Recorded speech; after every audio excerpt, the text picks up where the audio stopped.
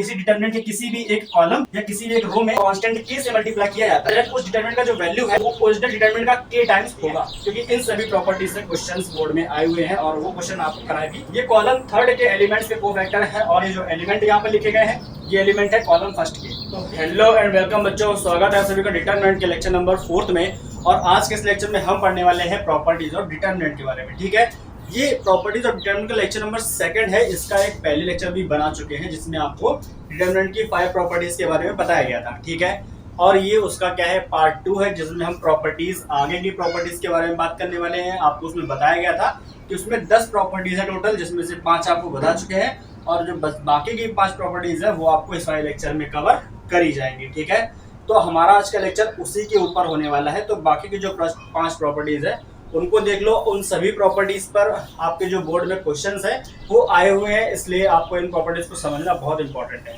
ठीक है, अब देखो हमारे पास जो प्रॉपर्टी नंबर 5 है वो क्या है, वो आपके सामने अभी पेश कर दी जाएगी। ठीक है, तो अभी आप उसको देखना और समझना। हम क्या करेंगे, उसको यहाँ पर नोट डाउन करते हैं, फिर आपको समझाते हैं कि क्या है वो प्रॉपर्टी। ठीक है,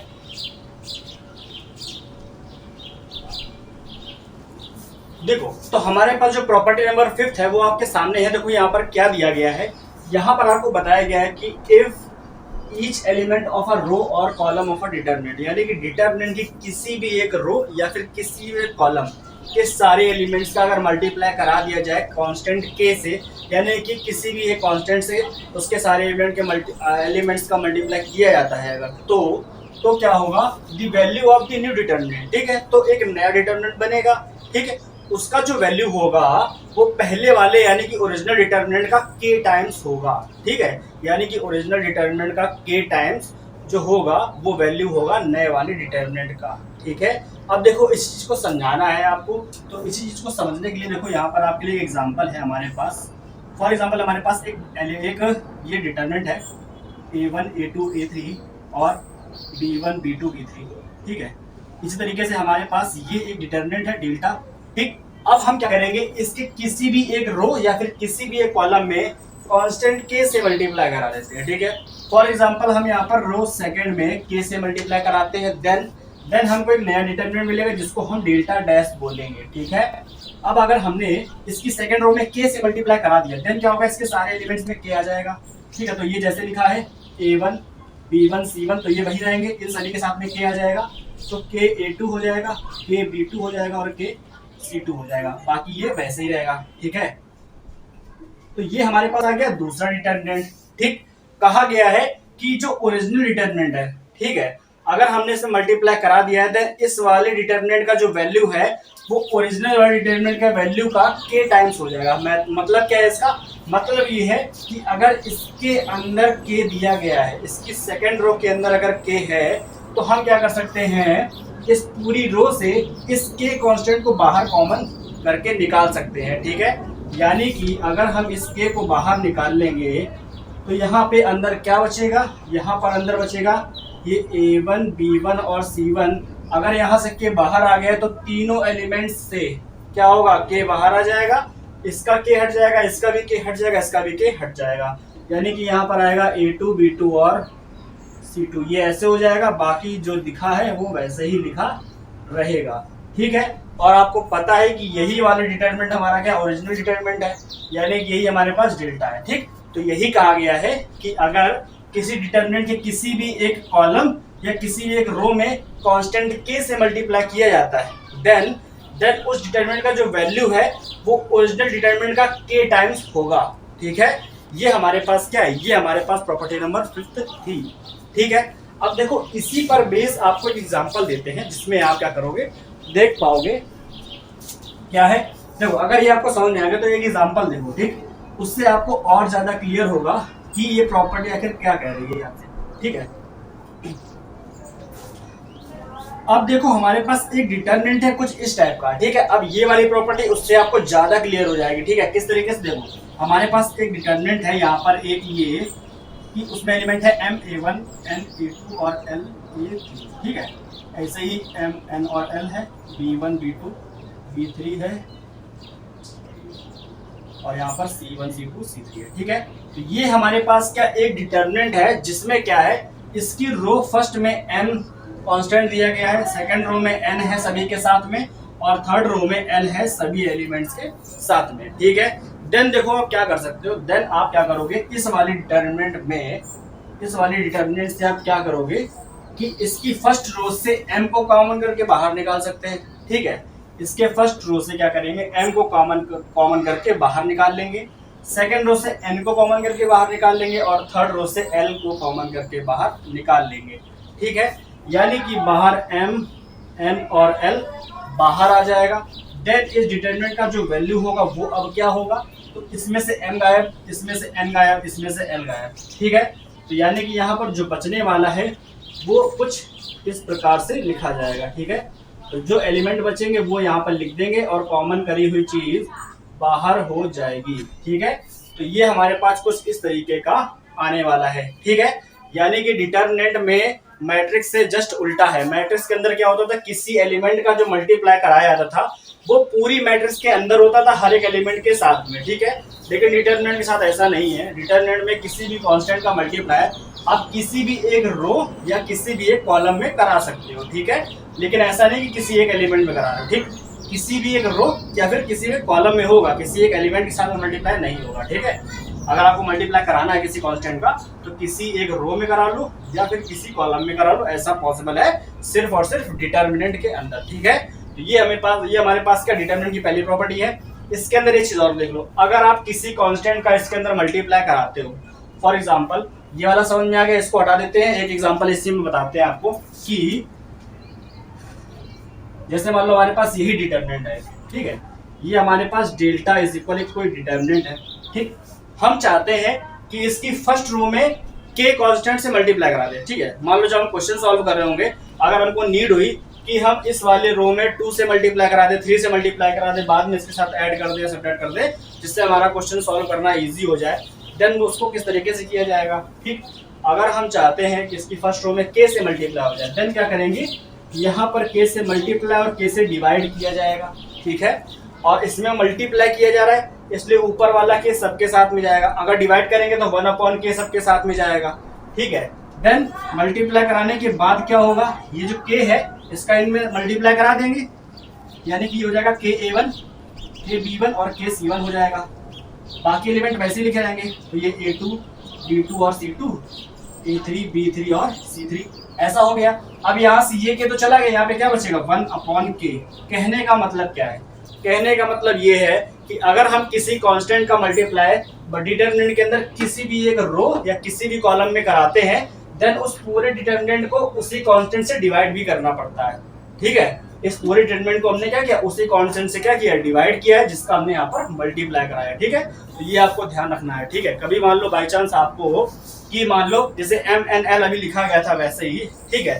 तो MNL अगर आपको नहीं दिया गया है, आप चाहते हो इसमें मल्टीप्लाई कराया जाए, इसकी फर्स्ट रो में n से, सेकंड रो में n से और थर्ड रो में l से मल्टीप्लाई किया जाए, ठीक है। देन आप क्या करोगे, ऊपर लिखोगे MNL, अपॉन में भी MNL, ठीक है, ऐसा करोगे। और देन ऊपर एक मल्टीप्लाई कराना है तो m का उसमें, n का इसमें, l का इसमें मल्टीप्लाई करा दिया और यहाँ पर 1/MNL लिखा रहेगा, ठीक है। इस तरीके से किया जाता है। ये हमारे पास क्या है, प्रॉपर्टी नंबर 5 है। बहुत ज्यादा वैल्यूएबल प्रॉपर्टी है ये, क्योंकि इसका यूज बहुत ज्यादा होने वाला है। इसका यूज आप लोग बहुत ज्यादा करने वाले हो क्वेश्चन को सॉल्व करते टाइम, ठीक है। और जो बच्चे डिटरमिनेंट के बारे में जानते हैं वो इसका यूज कर भी रहे होंगे, ठीक है। तो ये थे हमारे पास प्रॉपर्टी नंबर 5। अब हम आते हैं इस पर प्रॉपर्टी नंबर 6 पर और देखते हैं उसमें क्या है। वो क्या है, वो इसी से रिलेटेड है। प्रॉपर्टी नंबर 6 जो है वो इसी का एक दूसरा रूप है, ठीक है।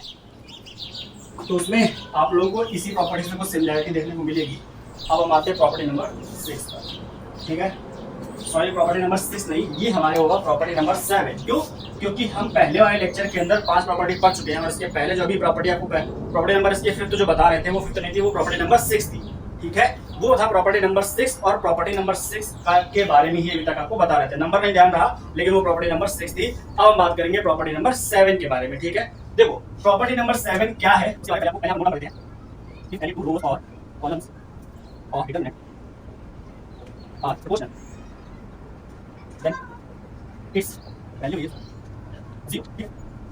देखो यहाँ पर प्रॉपर्टी नंबर 7 जो है वो प्रॉपर्टी नंबर 6 यानी इसके पहले वाली प्रॉपर्टी की से रिलेट करती है, ठीक है।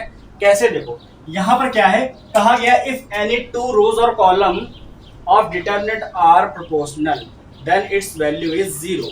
ठीक है, देखो ये कैसे है, इसका मतलब क्या है कि अगर कोई भी दो रो या फिर कोई भी दो कॉलम क्या है रेशियो में दिए गए हैं। फॉर एग्जांपल अगर हमारे पास एक डिटरमिनेंट है a1 a2 a3 b1 b2 और b3 और ये है ka1 ka2 और ka3।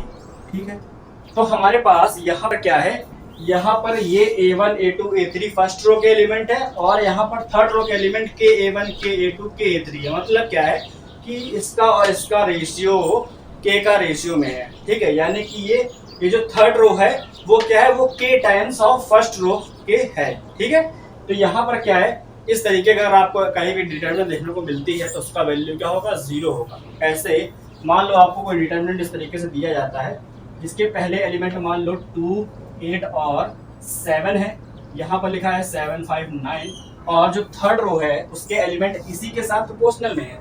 फॉर एग्जाम्पल ये है 6, ये है 24 और ये है 21। ठीक है, मान लो इस तरीके से दिया गया है। देन आप क्या करोगे, इस थर्ड रो से क्या करोगे, कॉमन कर लोगे। क्या कॉमन कर लोगे, 3 कॉमन करो। क्यों, क्योंकि 3 का मल्टीपल है ये। ठीक है, इन सारे एलिमेंट्स में अगर 3 से मल्टीप्लाई कराओगे तो यही वाले एलिमेंट्स आएंगे। इनसे 3 कॉमन करोगे देन ये वाले एलिमेंट जो यहाँ पर है वही यहाँ पे भी दिखेंगे आपको। और आपको एक प्रॉपर्टी बताई गई थी जब इसके पहले वाला लेक्चर बताया गया था, उसमें कहा गया था अगर कोई भी दो रो या फिर कोई भी दो कॉलम आइडेंटिकल है, आइडेंटिकल का मतलब सेम है, देन उस डिटरमिनेंट का वैल्यू क्या होता है, 0 होता है। ठीक है, तो यही बताया गया है आपको इस प्रॉपर्टी में कि अगर कोई भी दो रो या कोई भी दो कॉलम्स आपस में क्या है, रेशियो में है, देन क्या होगा, उस डिटरमिनेंट का वैल्यू क्या होगा, 0 होगा। अगर इसमें से के बाहर कर दोगे तो यहाँ पर क्या बचेगा, a1 a2 a3 b1 b2 b3 और यहाँ पर भी क्या है, a1 a2 और a3 है और ये वाली रो और ये वाली रो क्या है, आइडेंटिकल है। देन इसका मतलब क्या है, इस वाले डिटरमिनेंट का वैल्यू क्या होगा, 0 होगा। ठीक है, तो यही आपको प्रॉपर्टी नंबर 7 में बताना चाह रहे थे। ठीक है, और क्वेश्चन सॉल्व करते समय काफी ज्यादा आपको ये प्रॉपर्टी यूज करनी होगी क्योंकि प्रोपोर्शनल में काफी सारे आप क्वेश्चन देखने को मिलेंगे। ठीक है, और प्रॉपर्टी नंबर जो 5 बताई थी आपको पिछले वाले लेक्चर में, क्योंकि इसमें जो हमने स्टार्टिंग में बात करी थी वो 5th नहीं थी, वो प्रॉपर्टी नंबर 6 थी। ठीक, तो पिछले लेक्चर में जो प्रॉपर्टी नंबर 5 बताई थी वो भी आपकी बहुत ज्यादा यूज होने वाली है, तो उसको अच्छे से देख लेना। अगर नहीं देखा है तो यहाँ पर एंड स्क्रीन में आएगा, उसको आप देख लेना जा करके। वह लेक्चर आपके लिए बहुत इंपॉर्टेंट है। उसके बाद इसकी प्रॉपर्टी जो है, जो बाकी के बताए गए 6 7 8 9 10, ये भी आपके लिए बहुत ज्यादा इंपॉर्टेंट रखती हैं क्योंकि इन सभी प्रॉपर्टी से क्वेश्चंस बोर्ड में आए हुए हैं और वो क्वेश्चन आपको कराए भी जाएंगे। ठीक है, तो ये था हमारे पास प्रॉपर्टी नंबर 7। अब हम बात करते हैं प्रॉपर्टी नंबर 8 की। ठीक है, प्रॉपर्टी नंबर 8 क्या है, अब वो देखो। प्रॉपर्टी नंबर 7 हमारे पास ये था, जो कि आपको आई थिंक समझ में आ गया होगा।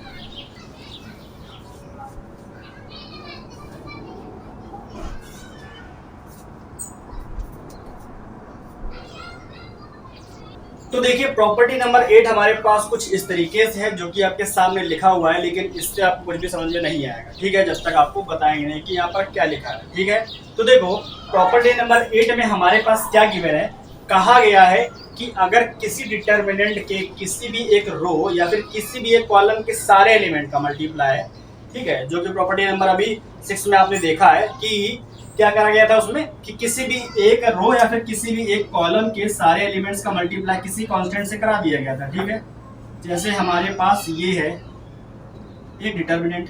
ठीक है,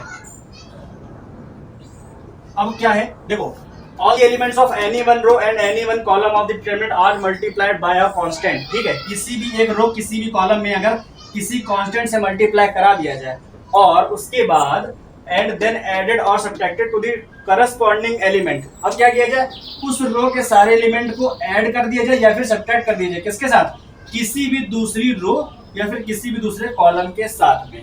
ठीक है, अगर कॉलम में मल्टीप्लाई करा गया देन उसको किसी भी अदर कॉलम के साथ में ऐड या सब्ट्रैक्ट कर दिया जाए। अगर किसी रो में कांस्टेंट से मल्टीप्लाई किया है और उसके बाद उस वाले रो के सारे एलिमेंट का मल्टीप्लाई एडिशन और सब्ट्रैक्शन किसी भी एनी अदर रो के साथ में कर दिया जाए, देन क्या होगा, उस डिटरमिनेंट का जो वैल्यू है वो अनचेंज रहेगा, यानी कि उसमें कोई भी फर्क नहीं पड़ेगा। ठीक है, क्योंकि जो कुछ भी हम कर रहे हैं उसी उसी डिटरमिनेंट के अंदर कर रहे हैं, अलग से किसी चीज का मल्टीप्लाई नहीं कराया गया है अंदर, तो उस डिटरमिनेंट का जो वैल्यू है वो क्या रहेगा, वो अनचेंज रहेगा। फॉर एग्जाम्पल अब देखो, अगर हम इसी वाले डिटरमिनेंट में क्या करते हैं, मतलब अगर हम इसी डिटरमिनेंट के थर्ड रो में अगर के कांस्टेंट से मल्टीप्लाई कराते हैं, ठीक है, मान लो अगर इसमें हमने थर्ड रो में यानी कि R3 में क्या किया, हमने 3R3 कर दिया, ठीक है, उसके बाद हमने क्या किया, इसको उठाकर R1 के साथ में ऐड कर दिया, देन क्या होगा, चेंजमेंट किस में हो रहा है, R1 में, ठीक है। देखो हम पहले आपको करके दिखाते हैं, फिर आपको इसका नोटेशन बताएंगे किस तरीके से लिखा जाएगा ये, ठीक है। तो अगर इसमें k से मल्टीप्लाई कराया जाए तो ये क्या हो जाएगा, ये हो जाएगा KA3 KB3 और KC3 हो जाएगा। अब इसके सारे एलिमेंट को अगर इसमें ऐड कर दो R1 में, देन A1 प्लस KA3 हो जाएगा, A1 प्लस KA3 हो जाएगा। इसको जब इसमें ऐड करोगे तो B1 प्लस KB3 हो जाएगा, B1 प्लस K और B3 हो जाएगा, ठीक है। और यहाँ पर अब C1 और यहाँ पर KC3 ऐड हो जाएगा, ये हो जाएगा C1 प्लस KC3, ठीक है। तो चेंजमेंट किसमें आया, सिर्फ R1 में, क्योंकि हमने किया क्या है, सिर्फ R1 में किया है, बाकी सारे वैसे रहेंगे, ठीक है। क्योंकि हमने क्या किया है, हमने R1 R3 में जो मल्टीप्लाई कराया है वो R3 में ही नहीं कराया, हमने चेंजमेंट किसमें किया था, R1 में। देन हमने क्या किया है, हमने यहाँ पर R1 में R1 प्लस 3R3 किया है, ठीक है, R1 प्लस 3R3, मतलब R1 में क्या किया, R3 के सारे एलिमेंट्स में 3, मतलब यहाँ पर K है क्योंकि K से मल्टीप्लाई कराएगा, 3 का नहीं बना, ठीक है। यहाँ पर ये 3 का, इसलिए माइंड में 3 ही चल रहा था, ठीक है। हमने क्या किया, R1 में R3 के सारे एलिमेंट्स को K से मल्टीप्लाई करा के ऐड किया है, ठीक है, ये किया गया यहाँ पर। तो R2 और R3 के एलिमेंट सारे ऐसे लेके रहेंगे, ठीक है। ये क्या है, A2 और A3 है, ये है B2 B3 और ये है C2 और C3। अगर डिटरमिनेंट के आपने कभी क्वेश्चन सॉल्व किए होंगे तो आप लोगों ने इस वाली प्रॉपर्टी का यूज जरूर किया होगा, ठीक है।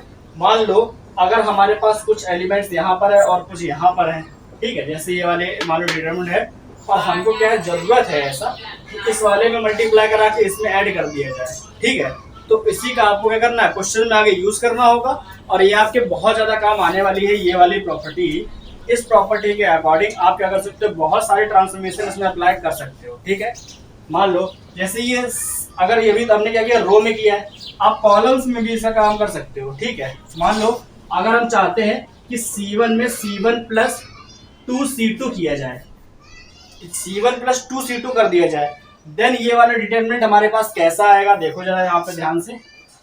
तब हमारे पास ये डिटरमिनेंट कुछ इस तरीके का आएगा, क्या, C1 में C1 इस वाले कॉलम के सारे एलिमेंट्स का 2 से मल्टीप्लाई करा के ऐड किया जाएगा, ठीक है। तो यहाँ पर A1 है और यहाँ पर 2 से मल्टीप्लाई कर दो, 2B1 ऐड कर दोगे तो ये हो जाएगा A1 प्लस 2B1, ये हो जाएगा। इधर आओगे ये हो जाएगा A2 प्लस 2 और B2, ये हो जाएगा, फिर 2 से मल्टीप्लाई करा रहे ना, यहाँ A3 और 2B3 हो जाएगा, तो A3 प्लस 2 और B3 ये हो गया। क्यों, क्योंकि जो चेंजमेंट है वो किसमें किया गया, वो केवल कॉलम फर्स्ट में किया गया है, तो कॉलम सेकंड और कॉलम थर्ड के एलिमेंट में कोई फर्क नहीं पड़ेगा, वैसे ही लिख दिए जाएंगे, ठीक है।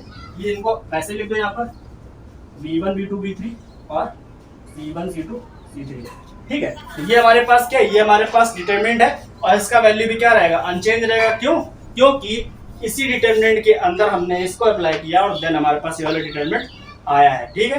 तो जब आप डिटरमिनेंट के क्वेश्चन सॉल्व करोगे तो इस तरीके काफी सारी इस तरीके की प्रॉपर्टीज को अप्लाई करके आप क्या करोगे, उसको सॉल्व करोगे और सोल्यूशन उसका निकाल पाओगे, ठीक है। तो ये हमारे पास था प्रॉपर्टी नंबर 8। होप आपको समझ में आया होगा। इस प्रॉपर्टी को नोट डाउन करके जरूर लिख लेना, ठीक है, ताकि अगर आपको कभी रिवीजन करना हो तो आप उसका रिवीजन आराम से कर पाओ, ठीक है।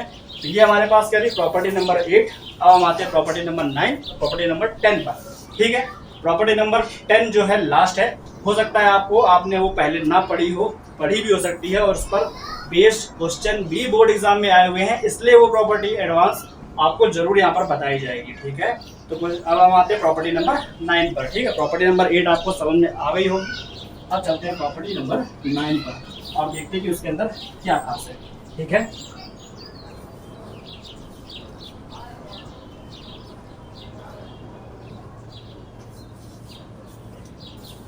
ठीक है, देखो प्रॉपर्टी नंबर 9 हमारे पास क्या है। प्रॉपर्टी नंबर 9 के अंदर आपको देखो क्या बताने जा रहे हैं। इसमें आपको ये बताया जा रहा है if the sum of the product of, ठीक है, क्या है, the sum of the product of the element of a row और कॉलम, यानी कि अगर किसी डिटर्मिनेंट के किसी भी एक रो या फिर किसी भी एक कॉलम के सारे एलिमेंट्स का सम, ठीक है, उसका प्रोडक्ट किसके साथ में कराया जा रहा है, उसका प्रोडक्ट कराया जा रहा है को फैक्टर ऑफ, विद को फैक्टर ऑफ करस्पॉन्डिंग एलिमेंट, ठीक है। यानी कि उस, मान लो अगर इस फर्स्ट रो की बात करें, सेकंड रो की बात करें, फर्स्ट कॉलम की बात करें, ठीक है, तो इन सभी के सम का जो प्रोडक्ट है वो किसके साथ कराया जा रहा है, cofactor of corresponding element of any other row और कॉलम, ठीक है।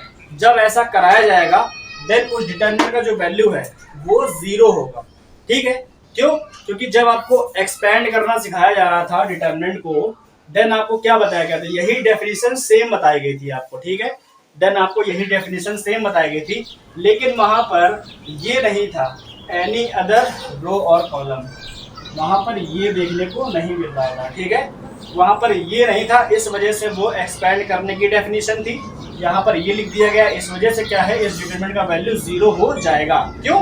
क्योंकि अब कोफैक्टर का जो मल्टीप्लाई कराया जा रहा है वो करस्पॉन्डिंग एलिमेंट का नहीं कराया जा रहा है, वो एनी अदर रो यानी किसी दूसरी रो या किसी दूसरे कॉलम के करस्पॉन्डिंग एलिमेंट से कोफैक्टर का मल्टीप्लाई किया जा रहा है, ठीक है। फॉर एग्जाम्पल, अगर इस डिटरमिनेंट को हम एक्सपेंड करेंगे फर्स्ट कॉलम के अकॉर्डिंग, फर्स्ट कॉलम के अलाउंग अगर हम एक्सपेंड कर रहे हैं, यानी कि A1, A2 और A3, ठीक है, ये हो गया फर्स्ट कॉलम के सारे एलिमेंट, इनका हमने सम किया और इनका प्रोडक्ट जो कराएंगे, मान लेते हैं कि हम उसकी किसके करस्पॉन्डिंग एलिमेंट के कोफैक्टर का मल्टीप्लाई करा रहे हैं, हम थर्ड कॉलम के एलिमेंट के जो कोफैक्टर है उनसे मल्टीप्लाई करा रहे हैं, ठीक है।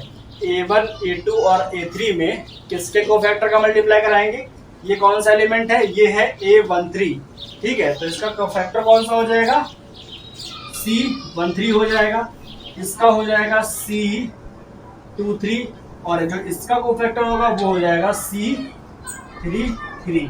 ये कैपिटल में लिखे गए हैं, इसका मतलब ये कोफैक्टर है, किसके हैं, ये कॉलम थर्ड के एलिमेंट्स के कोफैक्टर है, और ये जो एलिमेंट यहाँ पर लिखे गए हैं ये एलिमेंट है कॉलम फर्स्ट के, ठीक है। जब भी आप सम ऑफ द प्रोडक्ट ऑफ कराओगे, ठीक है, जब भी आप सम ऑफ द प्रोडक्ट ऑफ किसी भी रो के किसी भी एलिमेंट का कराओगे और किसी दूसरी रो या फिर किसी दूसरे कॉलम के कोफैक्टर के साथ में इनका प्रोडक्ट कराओगे, देन इस पूरे का जो वैल्यू है वो 0 आएगा, ठीक है, वो क्या आएगा, 0 आएगा। और हो सकता है इसके ऊपर आपको अगर क्वेश्चन देखने को मिलता है तो बहुत अच्छी बात है, वैसे ये एक प्रॉपर्टी है, ठीक है। ये क्या है, ये एक प्रॉपर्टी की फॉर्म में वर्क करेगा। क्यों? क्योंकि डिटरमिनेंट को एक्सपेंड करना आप लोगों को आता ही है। अगर आप क्या करते, इस फर्स्ट कॉलम के सारे एलिमेंट्स का सम करते और उन सभी एलिमेंट्स का मल्टीप्लाई इसी रो के करस्पॉन्डिंग एलिमेंट के कोफैक्टर के साथ कराते, मतलब A11 का कोफैक्टर C11 होता, अगर उसको मल्टीप्लाई कराते देन क्या होता, देन यहाँ पर A22, मतलब यहाँ पर क्या था, A21 था तो यहाँ पर C21 आता, यहाँ पे A31 था तो यहाँ पर C31 अगर आता, देन इसका वैल्यू जो होता वो डिटरमिनेंट को एक्सपेंड करने के बाद जो आता है वही आता है, ठीक है। तो ये हमारे पास क्या है, ये हमारे पास एक प्रॉपर्टी है जिसमें क्या किया जाता है, जिसमें यहाँ पर देखो एक छोटी सी लाइन लिख देते हैं, वो आपके लिए बेनिफिशियल है कि वो लाइन क्या है, ठीक है।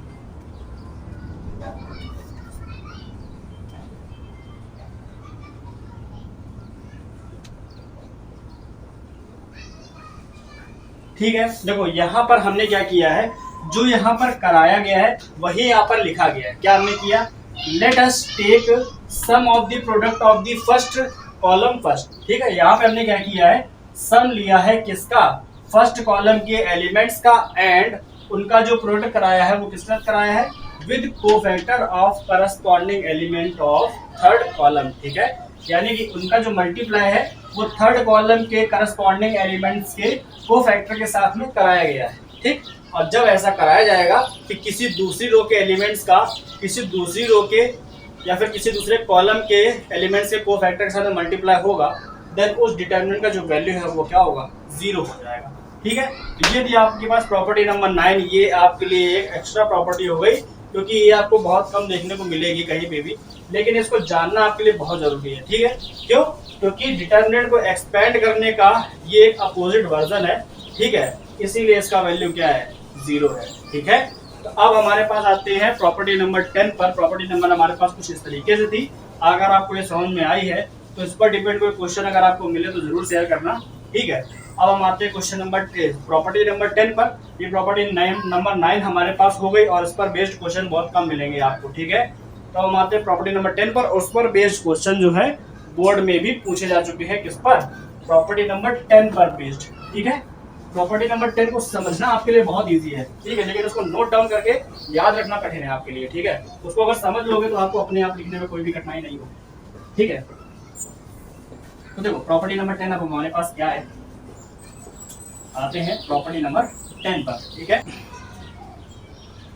तो देखिए प्रॉपर्टी नंबर 10 हमारे पास ये है, और हमने यहाँ पर आपके लिए पहले से एक एग्जांपल लेकर रखा है इस प्रॉपर्टी को समझाने के लिए, क्योंकि जब क्वेश्चन आएगा तो इससे बड़ा भी आ सकता है, छोटा भी आ सकता है। ठीक है, अब देखो इस प्रॉपर्टी में क्या कहा गया है, इसको ध्यान से समझ लें, क्योंकि इस पर बेस्ड क्वेश्चन भी आते हैं।